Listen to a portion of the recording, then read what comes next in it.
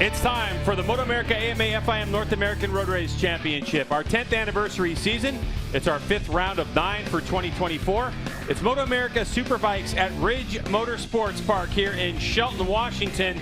And yeah, we're at the roller coaster that is Ridge Motorsports Park, as we are set for Supersport Race number 1. And boy, oh boy, it looks like there's a little bit of sprinkles in the air. And we've seen pretty much nothing but dry and sunshine so far. Hi, everybody. I'm Greg White, standing alongside two-time national champ Jason Pridmore. Now, Jason, in Supersport, it's a 2-horse race so far. There's 2 points that separate P.J. Jacobsen from Matthew Schultz. And again this morning, Matthew had a little bit of bad luck after getting provisional pole yesterday, and P.J. Jacobsen was able to snatch that pole position away. As you see our two protagonists there on the front row. I think what's going to be really interesting now, Greg, these guys have such a big lead. It's going to be who's going to get between these guys that can make the difference in this championship. And speaking of that, Jay, let's talk about those riders that have the potential. Let's start off with Corey Alexander, because he's back from injury and he's been doing great as of late. And this is a track that's very, very good for Corey here. And you can look at this, the Suzuki inside the numbers. Gerloff ended up going on a big run after the points were only 1 point apart. And then you can see here now, Schultz was 14 points over the last 3 races he's gained on PJ. Yeah, this is pretty incredible that this championship is so close. So, Jay, you mentioned it. Who are those riders that have the potential to stick their nose in between these 2 riders? Because Matthew Schultz has definitely been very fast here. This track has been PJ's kind of like, I'm not great here, but he's been also quick. So let's talk about those riders. We mentioned Corey Alexander. He's one of them. What do you think about his possibility? Well, this is a guy that's had a lot of success here in the past at the Ridge. The Ducatis seem to be working really well here. That's why we've got 3 of them in the first 5 spots. Ty Scott is another young man that you'd expect to throw himself up there. He had a good qualifying, better qualifying, obviously, this morning. And how about this guy, Jake Lewis, 3rd in the points right now on his Altus GS6R 750. He's had a tremendous year. I'm sure he just wishes he was a little closer to the front, too, as well. And another rider that comes to mind is going to be Teague Hobbs. For the rider Teague Hobbs from New Hampshire, he's definitely put on a bit of a surge, and he's with the 3rd member of our broadcast team down on the grid right now. It's Hannah Lopa. He certainly has, Greg. He's made some big progress, big steps this weekend. We saw him on the podium last round. A bit of a rough start to the weekend here, but certainly hopes to shake things up. Teague, how do you see this race unfolding? I think it's a 16-lap race, so we got a long ways to go. I'm just hoping to go to the front as fast as I can and work from there. I went with the harder option rear tire, so I know a lot of guys in front of me went with the softer one. So as long as I can stay in the mix at the beginning, we'll be there in the end. Having a little bit of a tough go so far today and a little bit yesterday, but I know we got a good bike under us, so we'll be all right. Best of luck, Teague. Tires could certainly be a factor, but guys, I'm not going to lie to you. The sprinkles are picking up out here. One more rider I want to talk to, Kaylee Yaakov, got her first ever race victory here at the Ridge, and it's her best qualifying so far during her Supersport debut. Kayla, what has attributed to this progress? Yeah, the whole Rail Ducati Moto team has put such a good bike under me, and we've just been making steady progress in my riding and also in the settings. And yeah, this weekend's been really good so far. I mean, we have a good race ahead of us. It's a little bit tricky conditions right now with the rain, but we're gonna go for it. Best of luck out there to Kayla, and I know she's a really good rain racer, but happy with the progress she's been making in the dry. Yeah, but the problem is there's no real moisture on the racetrack itself. It's just sprinkling right now, and we don't know if it's going to open up or not. But Jason Pridmore, this racetrack is up and down. It's called the Ridge for a reason. Tell us about it. Absolutely. We start down here on the flats, as you see where that start-finish line is, into that first chicane. Once you get to turn 2, Greg, you're heading up the hill, and then you get to ride along this great place called the Ridge. Turn 6, big long left-hander into turn 7. Very tricky parts of the track. A lot of subtleties about this place that riders like. Turn 9 is going to be flat out as you go up over the top of a hill into hard-braking turn 10. And then you're going to have the same thing when you get down in turn 13. Very technical section. Slow, Greg. See a lot of mistakes made down in that turn 13 area before you snake your way back onto that front straightaway. So there you go. There's Ridge Motorsports Park. How about a different look? One from on board. It's Stefano Mesa of our Insta360 camera. And you can see the Kawasaki rider, Tytler Cycle, has a good look around and a good look at the asphalt. Absolutely spectacular racetrack here. It greets all of our Supersport riders when we get back as the race gets underway in 5 minutes.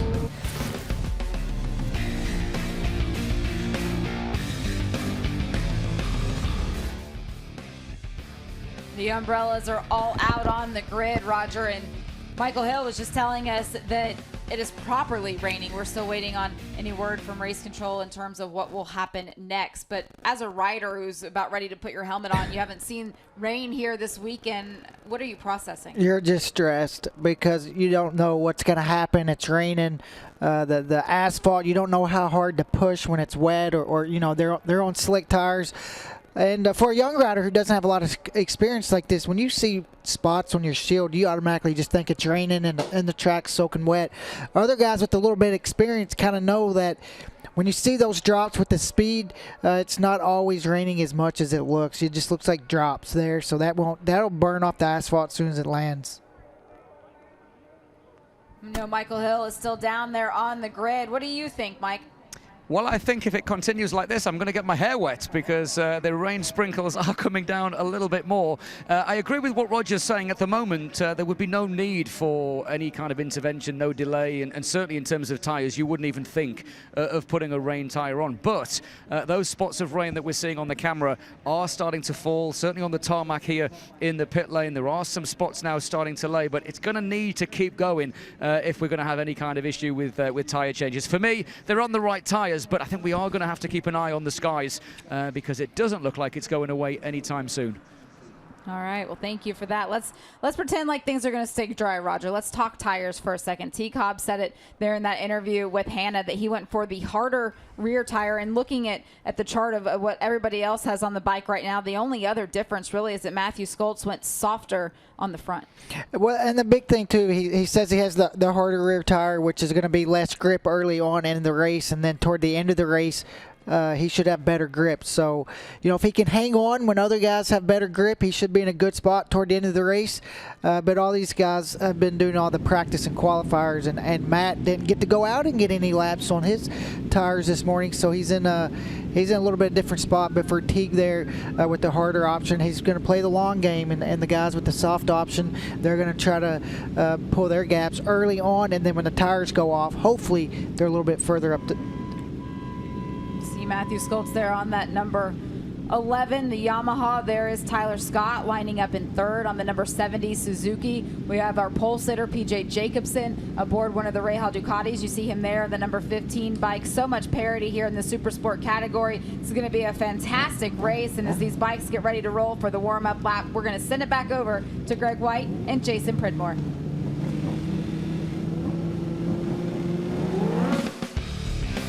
MotoAmerica Supersport coverage is brought to you by Dunlop, the official tire of the MotoAmerica Championship Series. Back at Ridge Motorsports Park for Supersport Race number 1. And Jason Pridmore, this is the opportunity for the riders to see what's going on in terms of there's weather all of a sudden that rolled in, started to spit a little bit just before we came in the booth. But there's enough real estate on this racetrack where it could be sprinkling in one corner and drying in another one. It could be, but I don't think it's enough to really get the track fully wet, Greg. So I don't foresee us having a problem. Although it is the Pacific Northwest, so riders right now are getting a chance to kind of suss it out and see what the track looks like. And you can see they still got quite a bit of lean angles. We get a look at the starting grid here. So it's PJ Jacobson on pole with Skoltz and Ty Scott, your top 3. And then you're going to have Corey Alexander, Kayla Yakov with her best qualifying by far of the year. Jake Lewis is going to be 6th. Mesa, Blake Davis, and David Anthony outside row 3. Then we have Teague Hobbs, Torrent Collins, and Tamburini. First time again for Tamburini to see another racetrack. Gerardo LaRoche, Nassani, Max Van, Aiden Sneed doing good on that other MV. Riston Gregg there.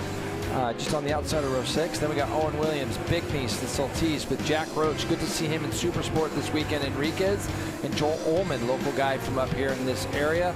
And then Wyatt Ferguson's going to be starting there, Greg, on row 9, looking to make his way forward. So for PJ Jacobson and for Matthew Skoltz, we mentioned there's only 2 points difference in the championship, but you have to go back, Jason, 86 points for Jake Lewis, who's accumulated 85 points this season. He's number 85, but the difference is 84 points. So it's, or 86 points. It's pretty different point of view. Blake Davis in 4th in this championship, and the real surprise is that we have our 3rd race winner of the season. So far it's been PJ Jacobson, Matthew Skoltz have won them all. with the exception of Tyler Scott. So Ty Scott, who sits 5th in this championship, who really has got to turn this season around, as we only have, after this race weekend, 4 remaining rounds in the 2024 MotoAmerica Championship. This start here is so key, Greg. I mean, I think that the most important lap for any of these riders all weekend has been that qualifying lap, because it's a short run down into a very tight chicane. So you really want to be sort of one of the first 6 or 7 through that turn. Here we go. Supersport race number 1. When the lights go off, we're getting after it. Clutches are out, and it looked like a Vision Wheel M4X Star Suzuki. Ty Scott got a really good launch from the outside position, and he goes, whoa, way up in the grass almost, Ty Scott, but he's able to save it, and he continues to lead the way. But it looks like PJ Jacobson, the number 15 on that Rahal Ducati motor with XPEL, going to be 2nd, and his teammate Kayla Yaakov has gone from 5th to 3rd place. What a start. Corey Alexander just behind Matthew Skoltz, as Matthew gets a little bit shaky between that turn 3 and 4, but he's on the back now of those 2 Rahal bikes in 4th place as he looks to go up underneath Kayla early. She slams the door shut. So Kayla already, this is going to be so good for her. She's going to get to see the pace of these leaders at the front. And, you know, I think as a young rider, that's so key. And you see Matthew here trying to work around. Mesa now is got by Corey Alexander. Jake Lewis looks like he was getting ready to go underneath Corey Alexander, and he made that pass. So Corey not having the best first lap so far on that 23. You can see the gap. These first 7 have already opened up on the rest of the field, Greg. I mean, they've opened up a huge gap. So not sure if something went on behind this group, but Ty Scott leading the way over PJ and Kayla, with Matthew Skoltz now taking a dive down the inside. He's going to make that pass on Kayla, see if she can turn it back up underneath him. He suffers a little bit on drive. He takes a tear off too. That's just a little screen. But hey, betting is now available for MotoAmerica fans. Go to nxtbets.com/play-MotoAmerica, play MA. For more information, visit MotoAmerica.com. All right, on our first lap here, Ty Scott continues to lead the way. Kayla Yaakov's been shuffled back to 4th position. All the while, it's Stefano Mesa on the Tyler Cycles Kawasaki.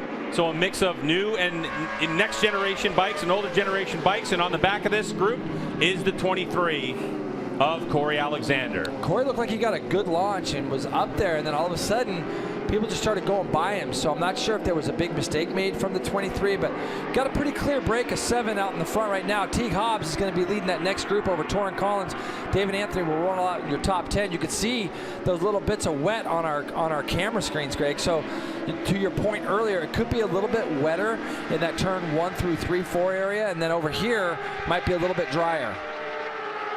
And the other opportunity too is, as looks like Mesa goes up the inside of Kayla Yaakov, but she's trying to go around the outside.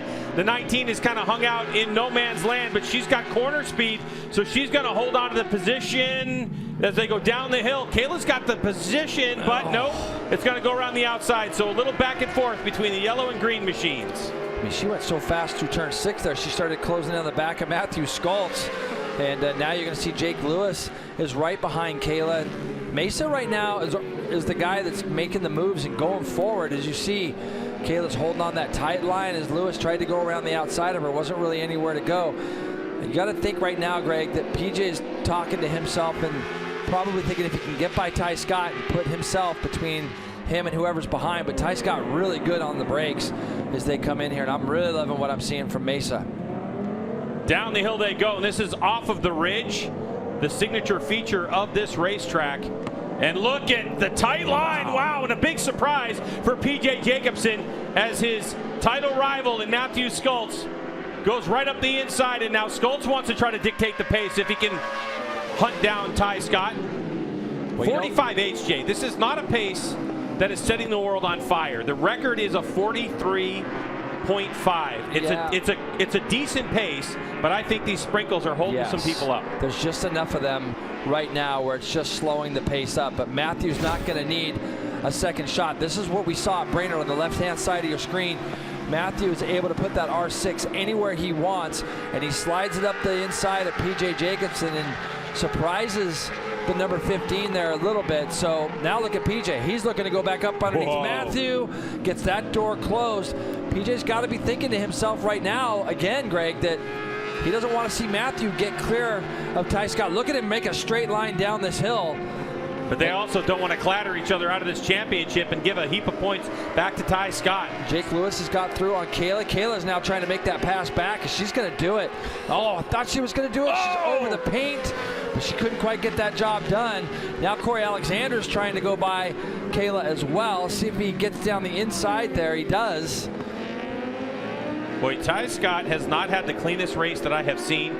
He started off rough, J1, like practically over the grass. He's been wobbling a little bit on there, but he's doing a great job as the rest of the field tries to sort themselves out.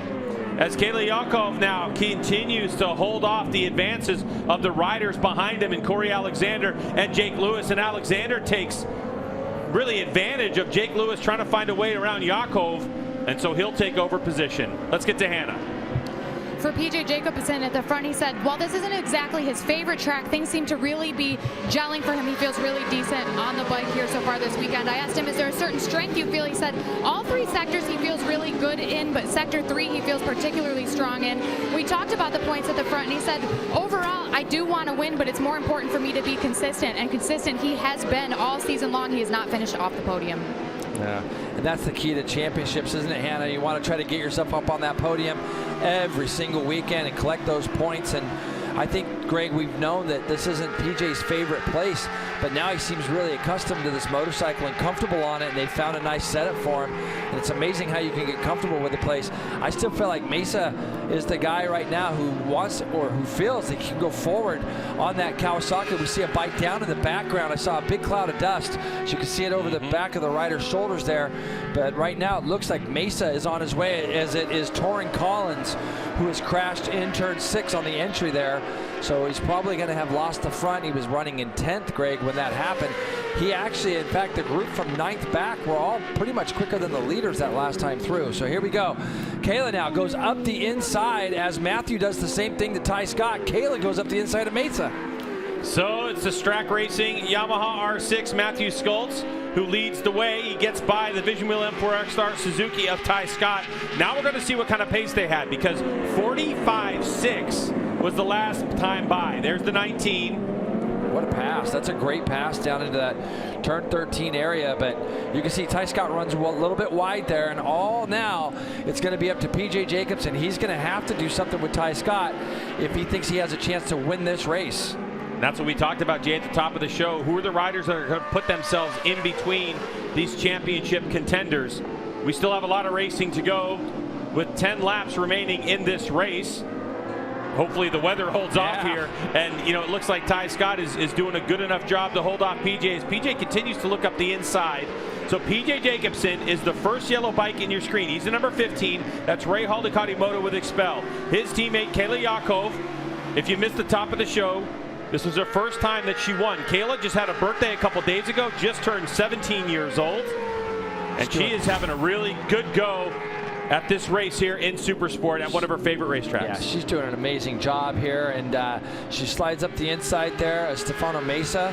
And, you know, I had a great chat with Kayla the other night at one of the local restaurants for about 15-20 minutes, and she's kind of learned to accept those 4th, 5th, 6th, and 7th that she's got, Greg. And now this is what happens as you continue to move up that ladder. We saw her do well at Brainerd. Gives her a ton of confidence. She comes to a track she likes. The team's got her comfortable. And you can see now she's battling for that podium spot.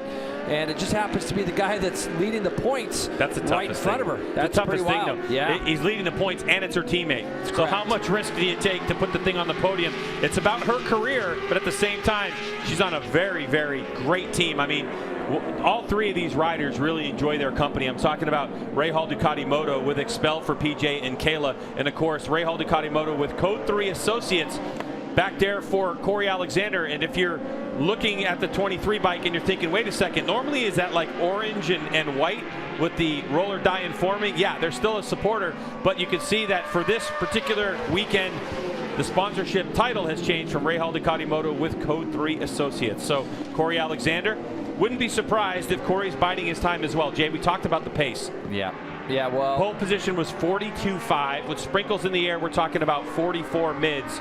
So we're about 2 seconds off of qualifying pace, which we have seen riders do in Supersport on race tires. Yeah, and you've got to get so creative with your passing here. And you know, the thing is that Matthew now trying to make that little bit of a break. We see Ty Scott do the fastest lap of the race at a 44.830 that last time by. And you know, he gets into turn 6 well, but holds on to the lever. It looks like PJ and Caleb both have a little bit of roll speed, corner speed that they could utilize there in turn 6, but they can't. Ty gets in there pretty defensively and makes it a lot harder for these guys to pass. Another great passing spot is going to be coming up here. As soon as you go through this is wide open for these riders. You can see PJ's closing up on the back. He might try to square Ty Scott up as they come into this. Tight left here. No, not able to. Ty does a really nice job. Keeps it tight in through there. Makes it difficult. Ty's got a problem. He's got foot in the air. On. Yeah, foot in the air. Something's going on. I saw that on the entry just now, and I couldn't figure out what it was, but he's definitely got his foot in the air right now. Oh, no. So for Ty Scott, who is looking at a really solid podium position, something on board with his motorcycle, and his foot goes in the air. If you haven't watched motorcycle road racing before, or you're a club racer, or even doing track days, that is how you handle it if you have an issue. Yeah, but Greg, I don't think that's the case. I think it might be sprinkling, and maybe he's trying to get people to, I don't know. Like now, let's see if he looks back over his shoulder. Yeah, he definitely has a problem. Yeah. Okay. Yeah. So I was just thinking to myself, maybe he was trying to let people know that, hey, it's kind of raining a little bit more than we wanted to, or whatever. But no, he definitely has a problem. Now he's got his teammate right up behind him. Good ride here by Dave Anthony, also running in 9th place. You see him just behind Teague Hobbs. As a look over his shoulder, does the 70. So there goes the Vision Wheel M4X Star Suzuki rider Teague Hobbs. That's going to move him up to 7th position. So problems for the 70. Oh, it's too bad. And I mean, this is, look, Ty Scott needed a couple good results here, and this is a shame to see because, you know, you didn't want to discount him completely out of the championship, even though we knew it was a huge gap already. The only way I think it was going to be getting any better is if he had a couple good results, and it's a shame to see that happen. Now, PJ Jacobson and Kayla now have a free run. They can try to close themselves back up to the back of Matthew Sculch, and Mesa still there in 4th with Lewis. They have dropped Corey Alexander back just a little bit. Corey is some 2.2 seconds off the lead. It's about a half second out of this battle for 4th at the moment. So we have Strack Racing Yamaha R6 of Matthew Sculch, who has just been on an absolute tear as of late. And with the results for Sculch himself, he was off the podium one time this season. That was the 2nd race of the year. And for the last 6, it's been 4 wins and 2 second-place finishes. And that's allowed him to claw his way back into this championship, only 2 points behind PJ Jacobson, who sits behind him. If it finished like this right now, Jay, it would be 3-point advantage in the championship to Sculch. All the while, you have Kayla Yakov now trying to hold off Stefano Mesa, and Jake Lewis, our 3rd in points, having another outstanding run back there in 5th place on his Altus Motorsports GSX-R. Mesa's got a run here. Let's see what happens. They get down into turn 1. Kayla just says, no way.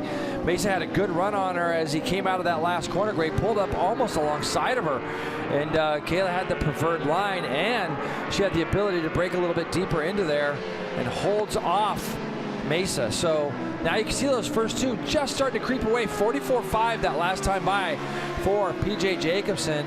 He was 0.4 quicker than Matthew Sculch, 0.3 quicker than his teammate just behind him. So the 2 guys that are leading the championship are right where you'd expect them to be with the chasers in tow. And if it is sprinkling here or there on the racetrack, and you're PJ Jacobson, who, like you mentioned, just went 44.552, why not let Matthew Sculch do the majority of the work and take most of the risk out front? Because the thought is, if he can go that fast through this corner and there's sprinkles, so can I. Yeah, well, the thing too, you got to remember here for PJ, strategies will start to come into play in the sense of, if I get to the back of him, do I pass him right away? Because you know what's going to happen, Greg. Matthew's going to fire right back. So do you show your cards if there's a place that you're a lot better? Do you feel like you have pace if you're PJ Jacobson, that if you can get by, you're going to get away? So that's the kind of stuff that's going to play into the cards here over the next 7 and a quarter laps. This is the top of the ridge that we're talking about. You can see it there by our drone shot, that big slope to the left. This is a very steep downhill that doesn't look like that much on TV, but it is very steep. This gets you back down onto the flats here at the ridge. And man, Kayla doing still a great job with Mesa. A lot of pressure she's having to deal with right now. So you have a Yamaha leading the way from 2 Ducatis, Hannah. And when I was talking to the Ducati team, they said Sculch is able to run a little bit of a tighter line on that Yamaha while carrying the same roll speed as the Ducatis. They have to go a bit wider to carry that momentum.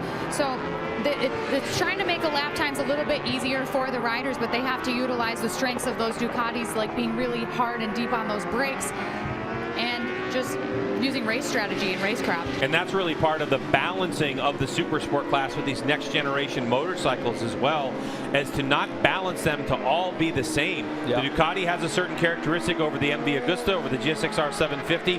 When we talk about next gen bikes, of course the R6 has been around for a long time. So part of the balancing is to be able to keep those characteristics and the strengths and weaknesses and not make it some vanilla riding motorcycle. And I think they've done a great job of it. Oh man, the balancing thing has got to just be so hard to do, but you've been able to see this year, we've had some of the closest finishes that we've ever had. I mean, that finish at Road America between 3 different brands was incredible, and it's just a constant looking at the rules, always looking at data and the stuff that they have to do. But at certain tracks, one bike's going to be really good. At certain tracks, it might not be as great. So these are kind of the balancing acts that you're seeing. Right now we have 2 Ducatis, a Kawasaki, a Yamaha, and a Suzuki in the top 5. I think that the balancing's working pretty well. We're already past the halfway point of this race with about 6.5 laps to go. Down the hill they go. It's still sprinkling. Different. You can see on the camera view, some corners worse than others. As Matthew Skoltz, a couple corners ago, had a nice long look over his shoulder just to take a look and see what's happening. As now 44.510 last time by and fastest lap of the race only goes to 45.4. Yeah. So we slowed down almost one full second. Yeah. So that indicates to me that rain's falling a little bit more in one of the 2 corners. And to your point, Greg, when that happens, when you're 3rd, 4th, and 5th, you think to yourself, okay, I can see those still in front of me. As you see, Teague Hobbs has made his way past Corey Alexander. So Teague Hobbs coming from 10th on the grid, Greg, we spoke to him before, up to 6th. And right now he's the leading rider on that team, as Ty Scott's back in 9th. So Ty Scott did stay out. Not exactly sure what happened. We'll find out after the race, obviously. But he is circulating 2.5, almost 3 seconds off of his fastest pace is Ty Scott. So Teague Hobbs in 6th place behind Jake Lewis. So we have a Yamaha R6, 2 Ducati V2s, a Kawasaki ZX6R. That's a 636 motorcycle. And then we have our first of the GSX-R 750s in Jake Lewis back there in 5th place, as well as Teague Hobbs in 6th. So after that look over his shoulder, it really seems like Matthew Skoltz is trying to set sail. Although the lap times aren't crazy fast, I just think it's a situation of this race. Yeah, well, I think it is too. And with the moisture in the air, it's really hard leading races because you don't know when you start to see it come down a little bit if it's going to get worse. And so for Matthew, he's in a hard spot, but he's also the guy pushing the pace forward. And 44.9 that last lap was the quickest of the first 4, and that was Mesa. But you can see here, Mesa's dropped back a little bit this lap, and Kayla really is giving PJ all he wants. He's going to continue to see +0 on his board. About 3 laps ago, the 2 leaders were starting to break away. Now Matthew's the only one really starting to get away, as Kayla is trying to go with her teammate. And you can see the sprinkles there, Greg, are a little bit more ominous than in certain other areas of the track. Yeah, I saw back there in 4th, Mesa also had a look over his shoulder to try to find out where Jake Lewis is. You can see the sprinkles on the screen as we look at a replay of Matthew Skoltz heading down the hill. And that's a particular corner that's caught quite a few people out this weekend. That was a bit of a mistake there. There's a bump there, Greg, and if you lose the front, it's going away from you, so you can kind of lose the front there, or even lose the rear a little bit as it gets over that bump in full lean angle. And the chassis just got a little bit out from underneath him there. We haven't seen that R6 do that very often. Hannah. Skoltz is also down on laps today. He missed Q2 due to a mechanical, so he couldn't try for a better starting position. He also didn't get to try some of the changes they would have liked to, so they referred back to a setup close to yesterday's. Bike is still highly competitive, obviously, and they'll take what they can from this race to further refine the package that they have. Yeah, and that's going to be really important. The only thing is they're not doing the pace that they could do if the sun was shining necessarily. And so it's going to be hard for him to determine, unless it was like some big geometry change, might be a little bit difficult for him to determine if those changes they made to the bike make sense. That's a good spot for Skoltz to look back and see where his competition is. And PJ had a look back and was probably surprised and happy that it's his teammate behind him. I don't think that there'll be too much friendly fire from Kayla unless she knows that she can make the pass 100% clean You know, so for PJ, he knows he doesn't have anybody back there that might just go stuffing it up underneath him. Kayla won't be afraid to do that, but I also, you know, this girl rides so far beyond her years. She's so mature as a rider, and she's just continued to get better as the year goes. She knows what's at stake with the rider in front as far as the points championship goes and so on. Now, if there starts to sprinkle a little bit more, we know Kayla's not afraid of a little bit of wet, is she? Not scared, especially on the front brake lever.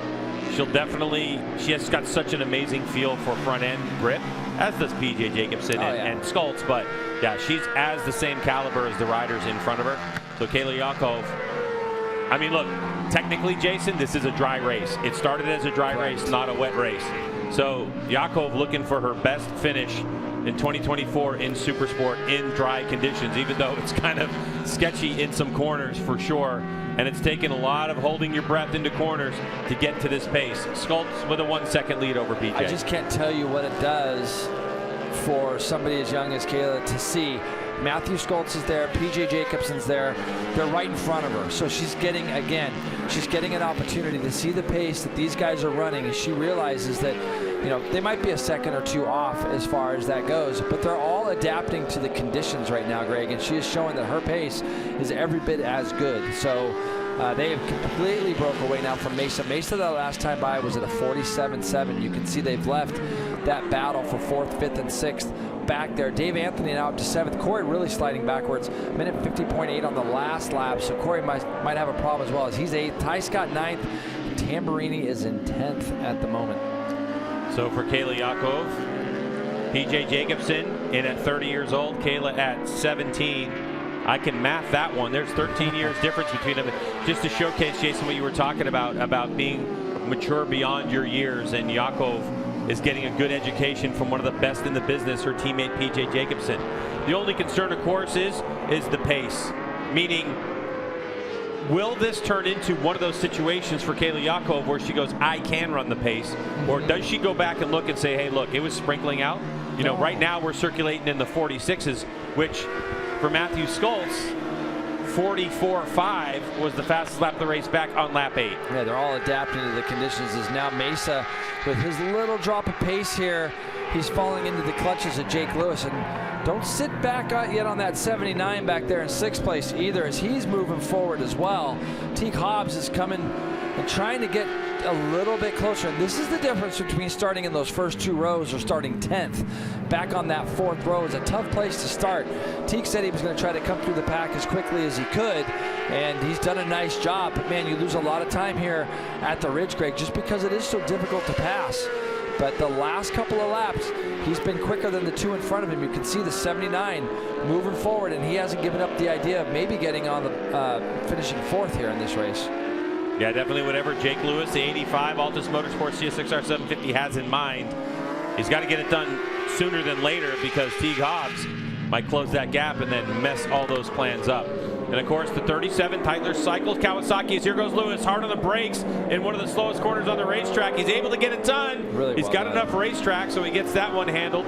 But Jay, Tytler cycles, Kawasaki ZX6R, part of the balancing is they have to add ballast to that motorcycle, because that extra displacement, that extra 36 cc's compared to an R6, gives it a little bit more of an advantage on the acceleration. And so part of the balancing is adding the extra weight to Mesa, and I think they're still trying to find the optimal settings for the extra weight this year. Yeah, and I just think I'm not exactly, you know, when you look at these lap times, 47.7 that time, 48.3 for Mesa. So Stefano went from the 7s up into the 48s now, and you know, he might just not be comfortable with these conditions at the moment, but now he's got Teague Hobbs breathing down his neck as well. And don't be surprised if you see a pass maybe even into 6. Teague's got a really nice run on him here. Teague's gonna try to slide it up underneath him, couldn't quite make it. Mesa slams that door. Good bike control. Yeah, really good bike control. Now he's gonna go for it. No! Boy, you can see the front end moving. It was almost like possibly they touched, and then he switches it back and gets him down the hill, but Mesa right back at him. No care in the world. With a lap and a half to go, this is the battle for 5th place. That's going to help Jake out a little bit now. Jake Lewis is going to have a little bit of a gap with 1.5 laps to go. So it's going to be difficult for Teague to get up to the back of Mesa, but You know, they're going to go through this tight left and the tight right. And out of this next right is where Jake Lewis made his pass, but Teague lost a little bit of ground there going into that turn 11 area. So, yeah, he's not going to be close enough. I'm not exactly sure what happened just then, but Teague lost a lot of ground, and Mesa actually pulled up a little bit of ground on Jake Lewis. Here you go. Your leader at the front, Greg. Last time by a 1.8 second lead, so he has really pulled it out. It has Matthew Schultz. Championship implications. We're going to have a new championship leader if this race ends the way it is right now. As you see, Matthew Schultz goes across, I think, with a 2-point lead, Greg, coming into this. 2 points. So there's going to be a 3-point swing in this race. So you can see Mesa's not maybe done with Jake Lewis yet either.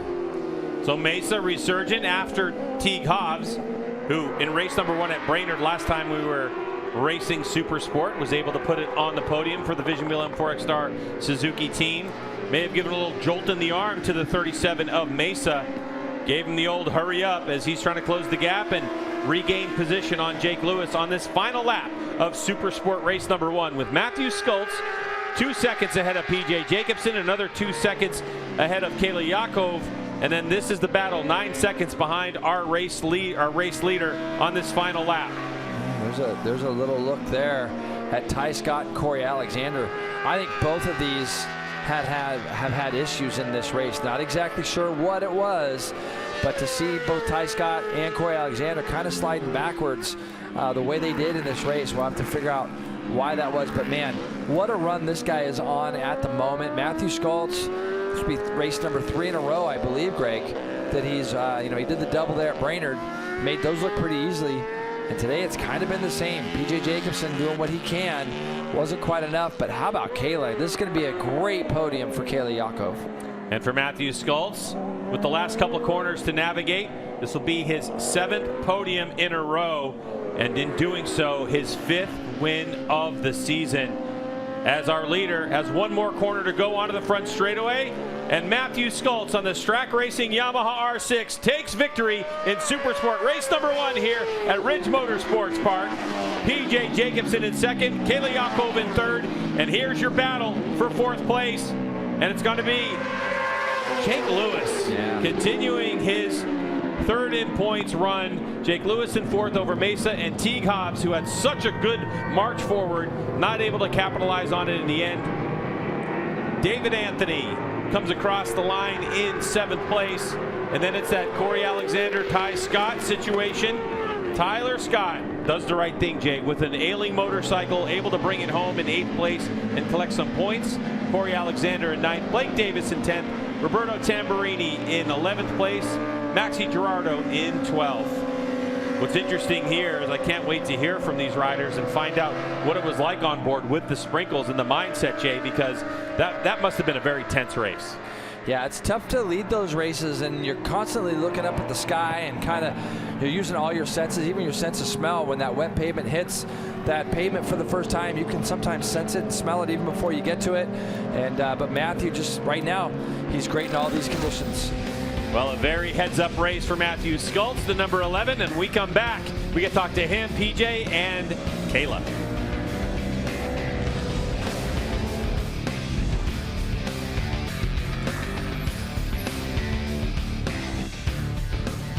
We will continue the live coverage here on MotoAmerica Live Plus, and for all of the fans that are here at the Ridge Motorsports Park, if you are sitting in one of the grandstands, you can turn your attention over to one of the Jumbotrons and take a look at the screen right now and the weather. The rain held off during this race, Roger, but it is certainly in the area where you see where we're at in Shelton. Yeah, you just see the map. The rain is here, and you can see as the race pace was getting slower as the race went on. And watching the Supersport race there on that cool-down lap, you could really start seeing the rain picking up a little bit. So it's going to be interesting to see how much rain we actually get as we move on throughout the day. But for Matthew Schultz to be able to put the helmet on and put his head down and get to the lead of that race, given the issues that he had during that second qualifying session, taking over the points lead here in this very tight super sport category. this is a big day for him in track racing. Yeah, a huge day, and you can see on the front windscreen there how much it's starting to rain now. But, you know, at the beginning of the year when they struggled the very first session at Road Atlanta, they said it's going to take us a couple races and then we're going to show what kind of form we have. And, man, if it has not played out exactly like they said the first 2 races, they just kind of collected the points, and then they said we show up at Road America, we're going to be full go, and boy, have they did that since then, and they're on quite the run. And you know, had that little mistake this morning in qualifying with the gasket. That's just part of racing. He was you know, early in that race, he was just kind of played out the conditions, used that experience, and when he was ready to go, he went straight to the front. Such a methodical approach that track racing took to this program, and coming into the Supersport category with a Superbike rider and crew chief combination that you see on the screen there, Matthew Skoltz and his crew chief Ed Sullivan. Let's talk about Kayla Yakov. As soon as she crossed the checkered flag, you can see her pump the fist. This is a huge day for her to be able to get her first podium here in the Supersport category. Yeah, it's huge. I mean, it's just such an accomplishment. And, you know, don't forget, early on in a couple races ago, Kayla was struggling, and she was down in the dumps, and, you know, was down there 10th, 11th, and couldn't get out of that spot. And, you know, she puts a lot of pressure on herself. Her teammates say that. And, you know, when you move up, you dream about these moments, getting on the podium in these big classes, and she's been working hard and chipping away at it ever since Brainerd, getting better and better, and today she gets that reward. You can see the emotion that she's experiencing right now. She is soaking in this moment of being in the podium area for the first time here in the Supersport category, the same racetrack that she was able to get her first win in the Junior Cup category a couple of seasons ago. It's such a great track for her. It's tight, it's technical, it's challenging, and she's been able to conquer it. Yeah, and this, like I said, this track is tight and technical, so it really, you know, it's a rider's track, and for Kayla to come here and, you know, to be able to get on the podium, you know, you can't say there was a long straightaways and a fast bike and helped him get on the podium. She rode well.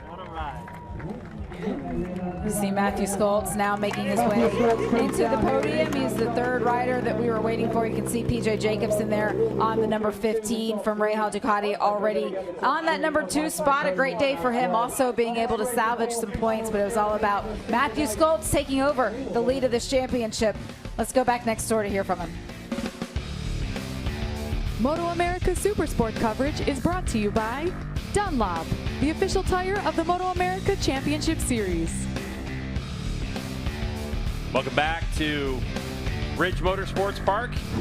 Our third place finisher, Kayla Yakov, coming into victory lane. A lot of emotion behind this podium after making the transition to this Ducati team. Remember, Jay, last year she podiumed for Tytlers on the Kawasaki in the rain, and now gets this one done. So the 17-year-old gets it done. But Matthew Skoltz ends up with the big win over PJ Jacobson. And Jason, you mentioned there might be a little bit of a transition here in our championship leader, and on down the list. But Hannah's down in victory lane. Matthew Skoltz has quite the podium streak and victory streak going here. We know we've been talking about how much your team has given you a really good base setup, and while this morning you didn't really get to try the changes you wanted to, how much of this performance and this victory was rider, and how much of it was just the bike? I think it's a good 50-50, really. You know, the team have given me a great package. The bike's been handling well. We made a couple of changes going into quali 2, but unfortunately had a problem. We didn't get to try them out, so we just went back to yesterday's settings. And, you know, it wasn't even a race of who was the quickest. I think it was just who just managed their tire the better. And yeah, just thank you to the Strack team, my family back home watching, everyone who supports me. That was a brilliant race, and hopefully we can do it one more time tomorrow. Going full race distance, how revealing was that for you as far as changes or improvements that need to be made for race 2? I think it's a little bit difficult looking at this race because of the conditions and it raining slightly, but we'll go look at the data and see if we can maybe figure something out. But I think that I would definitely like to try the settings that we're going to use in quali 2 tomorrow morning. But yeah, we'll just see. I'll go back, speak with the team and figure it out. Matthew Skoltz, today's race winner and your new points leader. Yeah, that's a big one, and Jay, that's the thing. The one thing that we didn't talk about was that I know that with the cooler temperatures here in the Pacific Northwest, being around 72, 73 degrees, with cloud cover, it can definitely rip those tires up pretty quickly. But let's get right back down to Hannah with PJ. Jacobsen second place today, and the rain is picking up. It was sprinkling consistency throughout that race. How were you feeling about your pace, and how much were these mixed conditions a factor? It was really hard at the beginning because the pace was kind of slow, it seemed like, and then it just kind of stayed like that the whole time, so we weren't really near the qualifying times and pace that we were doing all weekend. So it was very slippery, and like Schultz said, it was hard to like manage the tires and stuff. So I think, yeah, it was just very difficult, and I had a lot of moments there towards the end when the tire was really bad. But just want to thank my whole Rahal Ducati Moto team, XPEL, Roller Die, Code 3, ELF, AME, Automotive, Avon, Aero, Tom, Mickey, Steve, and Simone.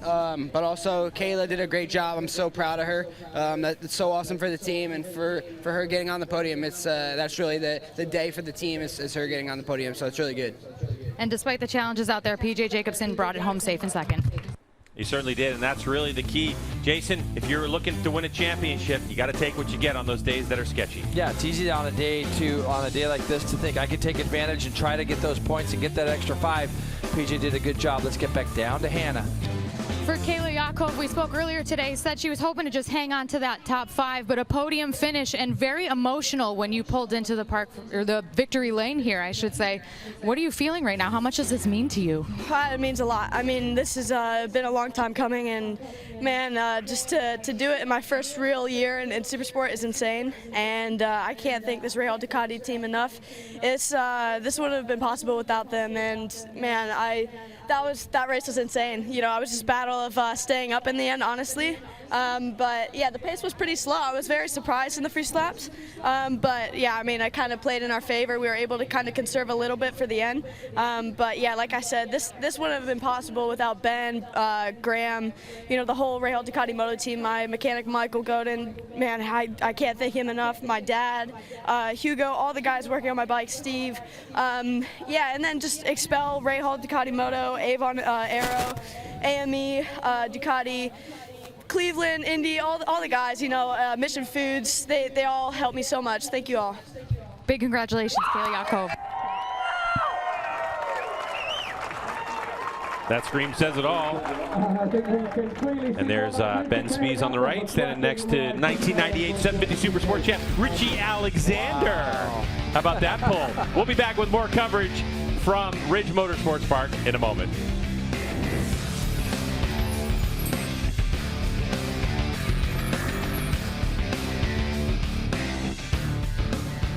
We'll continue here on MotoAmerica Live Plus as we will watch all of these riders make their way up to the podium, and Kayla just continues to explode with excitement. You listen to her talk there. She said it's been a long time coming, Roger. It's round 5 of the championship season, and for Kayla and everything that this team has been through in this first season with Rahal Ducati, and to be able to get on the podium, you heard PJ say that's what this whole day is about. And for her first dry, you know, being in the dry as well, I think that's huge. You know, when you get in the podium in the wet, you know, it kind of changes things a little bit because of the track conditions. But she came here in the dry and ran right there with her.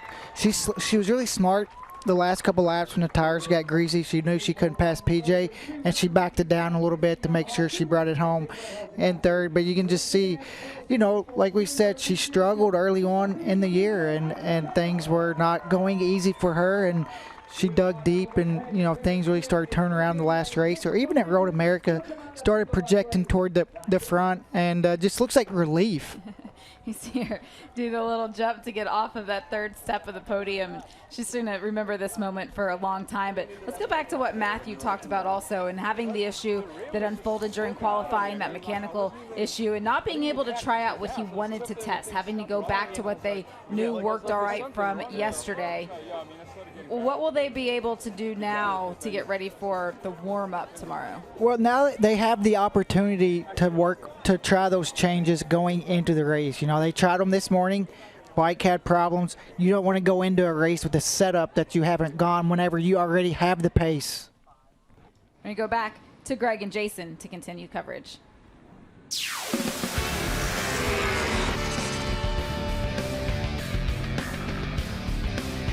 Welcome back to Ridge Motorsports Park here in Shelton, Washington.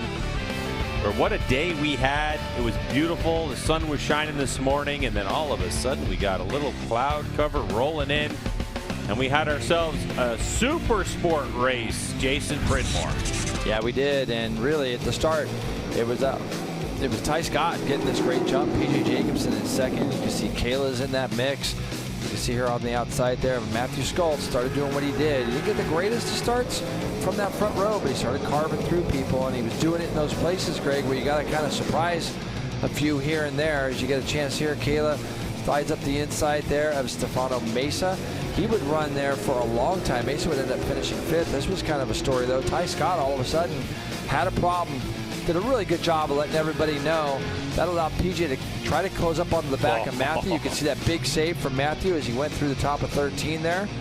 These guys were, everybody in the class was just battling these conditions as it was continuing to sprinkle. You see Jake Lewis would slide himself up into 4th, but it was Matthew Schultz who would go ahead and win this race by 2.1 seconds. And as Hannah said, take over the points lead.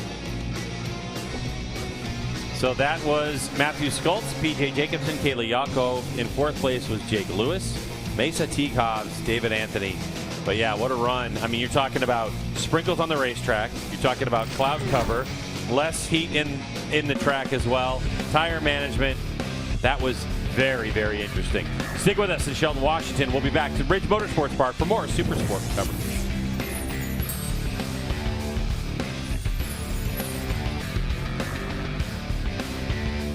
We will continue here on MotoAmerica Live Plus, and for all of the fans here at the Ridge Motorsports Park, everything on a little bit of a hold for just a couple of moments as we were waiting for race control. Let's go down to Michael Hill for more. Michael?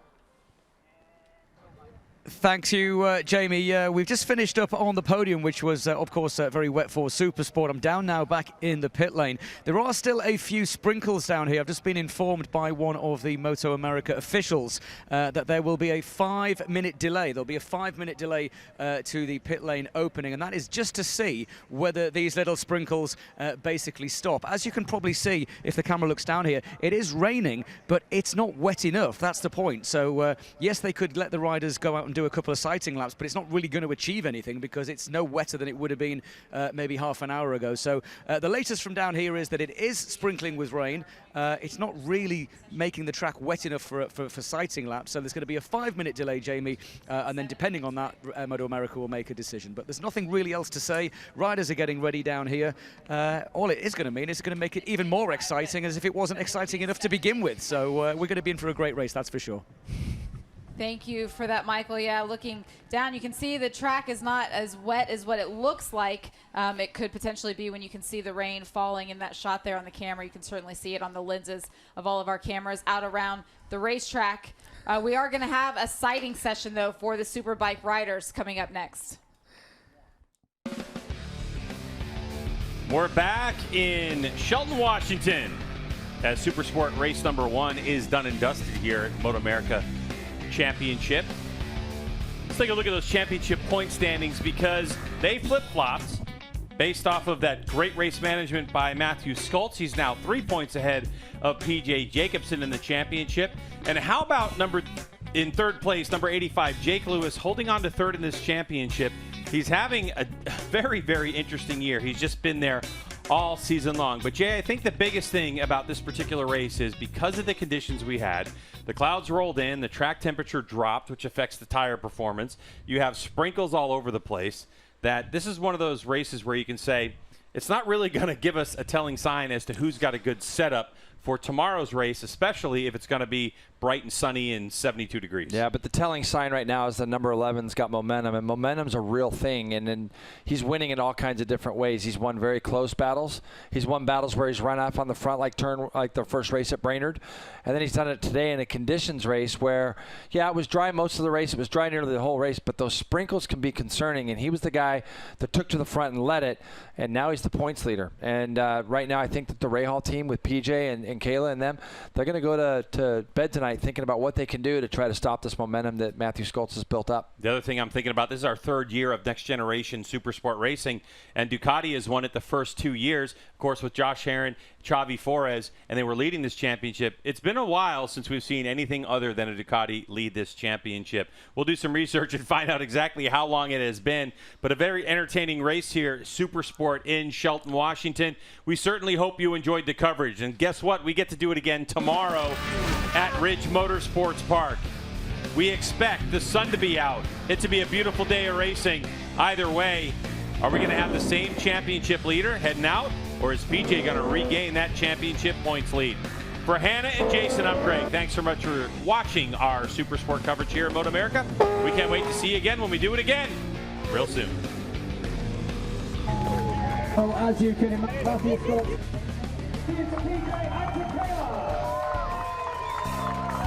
we are now going to head to the